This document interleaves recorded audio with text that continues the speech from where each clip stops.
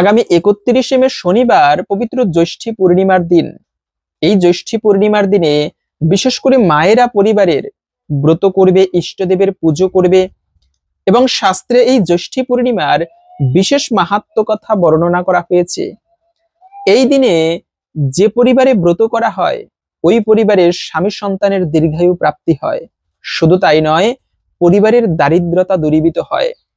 সেই সঙ্গে যদি কারো অকাল মৃত্যুর দোষ থাকে তবে জ্যৈষ্ঠী পূর্ণিমায় ব্রত করলে সেই দোষ পর্যন্ত কেটে যায়। এরকম করে ব্রত কথায় বলা হয়েছে যে এই ব্রত পালন করেছিলেন হরিদাস এবং তার স্ত্রী লাবণ্য নামে দুজন ব্রাহ্মণী।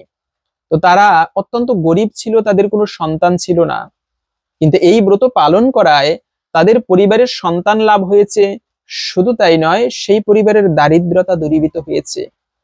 এভাবে করে তারা জীবনের সমৃদ্ধি লাভ করেছিলেন। তো তেমনি আপনি এই পূর্ণিমাতে ব্রত করতে পারেন। তবে ব্রত করতে না পারলেও অন্তত পক্ষে এটি হচ্ছে পুরুষোত্তম মাসের পূর্ণিমা তিথি।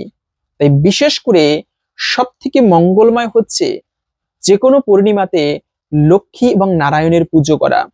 কেননা পূর্ণিমা তিথি লক্ষ্মী নারায়ণের অত্যন্ত প্রিয় দিন। আর এই পূর্ণিমাতে যদি লক্ষ্মী নারায়ণের পুজো করতে পারেন, এতেও মা লক্ষ্মীর কৃপায়, ভগবান বিষ্ণুর কৃপায় পরিবারের সমৃদ্ধি এবং পারমার্থিক উন্নতি দুটিই লাভ হয়। আপনারা এই দিনে একটুকু বিশেষ করে লক্ষ্মী নারায়ণের পুজো দিতে পারেন, অখণ্ড প্রদীপ প্রজ্বলন করতে পারেন, তাদেরকে বিশেষ ভোগ দিয়ে সেই প্রসাদ সকলের মধ্যে বিতরণ করা, এটি খুবই শুভ একটি সেবা। এবং এই পূর্ণিমা তিথি শুরু হবে মূলত শুক্রবার 30শে মে শুক্রবার রাত 11টা 58 মিনিট থেকে 31শে মে শনিবার দুপুর 2টা 14 মিনিট পর্যন্ত। এই সময়টুকুর মধ্যে এই পূর্ণিমা তিথি থাকবে। তাই উদয়া তিথি মেনে শনিবারে এই পূর্ণিমা পালন করতে হবে। ভালো লেগে থাকলে শেয়ার করে অবশ্যই অপরকেও জানিয়ে দিন এবং ফলো করে আমাদের সাথে যুক্ত থাকতে পারেন। হরে কৃষ্ণ।